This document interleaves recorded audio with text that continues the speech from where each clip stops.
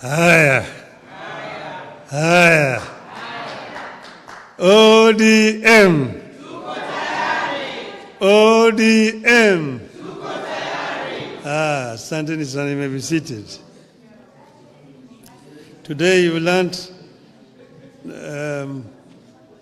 all protocols observed. Hamjambo. Hamjambo tena. Yes, I've sat for too long down here that I'm now a little bit confused. But I think it has been very exciting and also very illuminating to listen to other people talk. I want to thank particularly the two gentlemen you invited here. That is Polycarp Omolo Chilo and Dr. Oscar Otele from the University of Nairobi. I found their contribution very informative indeed, and with a lot of humor and good touch. And I also want to thank everybody else who has contributed in this discussion today. It was a wonderful session. We thought that it is necessary for us, before you go back, to have a PG, because you have not had a PG where you also brought the party leadership to talk to you together. And we felt that we should do it before the end of the year, particularly before we go for the Jamboree in Mombasa. So I'm not going to bore you with a very long speech. There's a few things that I put together that I want to say. About a year ago, we got together with the UDA party to help steady the ship of the Kenyan nation that had been hit by extreme turbulence and faced a reality of collapse. Some people may not even know exactly where we were, but because I had a first inside impression of what was happening, we were very much almost on the precipice. Because as you see, after so many days of demonstrations, you saw that eventually the military were on the streets. And they were on the streets, of course, they were fairly civil to the Wananchi at that time. But that was because they had not been given instructions. And you know, there is what you always all the time talk about, the chief of defense forces. Once the military are given instructions, they execute. And we are almost there. We're almost there. So he said, it's better to have a country that is civil, where leadership can be replaced through the ballot rather than through the bullets. And that was one of the reasons why we did what we did at that time. The coming together started informally, with some of our members joining the government. We later formalized the arrangements through a memorandum of understanding signed publicly with UDA and shared widely with the public. This far, a core agenda of our coming together has been achieved. We have a stable and peaceful country. We beat back the chaos and created an environment in which you can agree to disagree without staring at a collapse. I recognize and appreciate the role our MPs continue to play in the realization of this noble goal of preserving the nation. As I've said before, whatever the differences and misgivings we have as parties or leaders, we must have a country first.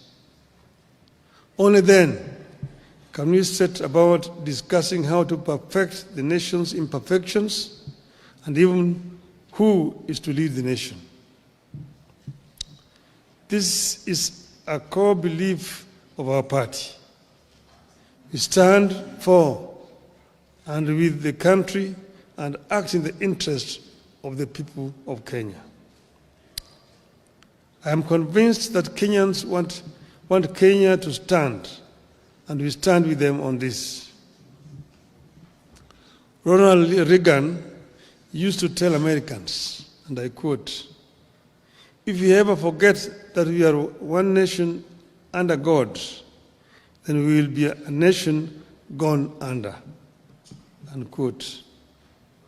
As Kenyans, we know only too well what happened to nations that went under. Some took too long to come back. Others never made it back at all. Kenya must never tempt that fate.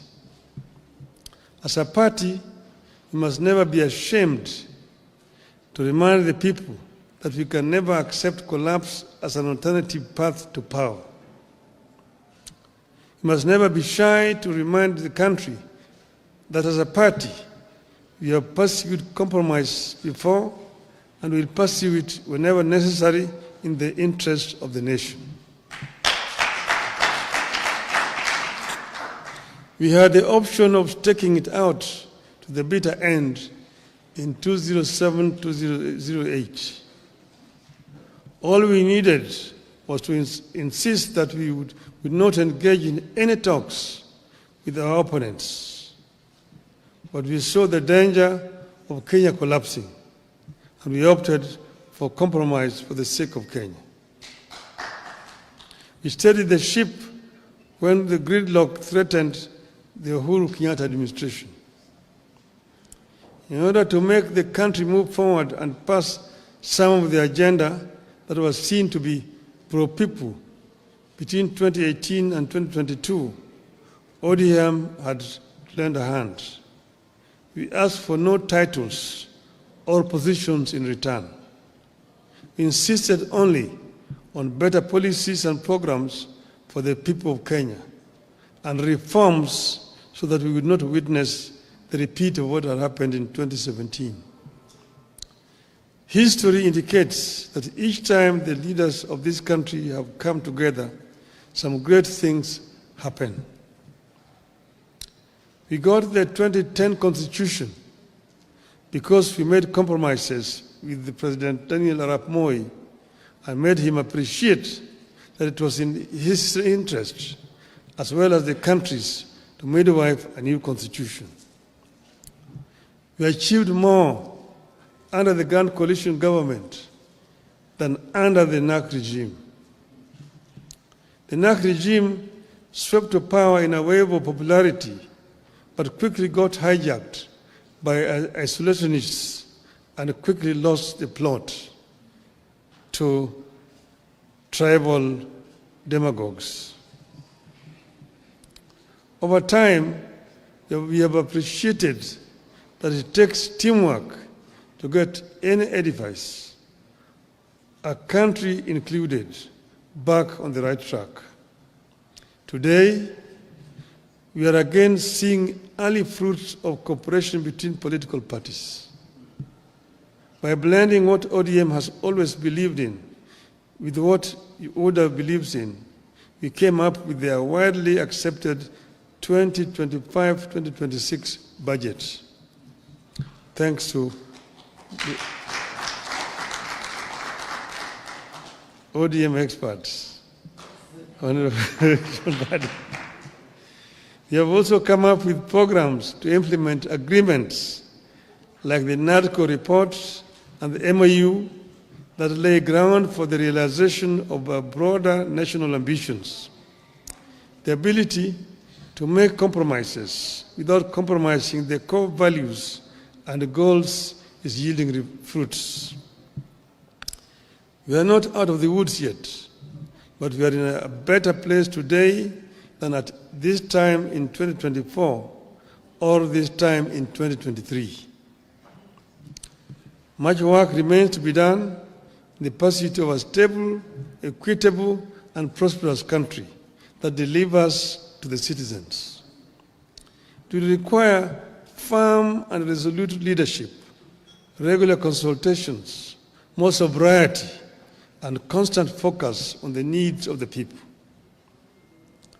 I mentioned sobriety because in times like this, it is possible for politicians to spend more time listening to the echoes of their own voices and the cheers from the masses, and forget that we are leaders and we are supposed to be leading.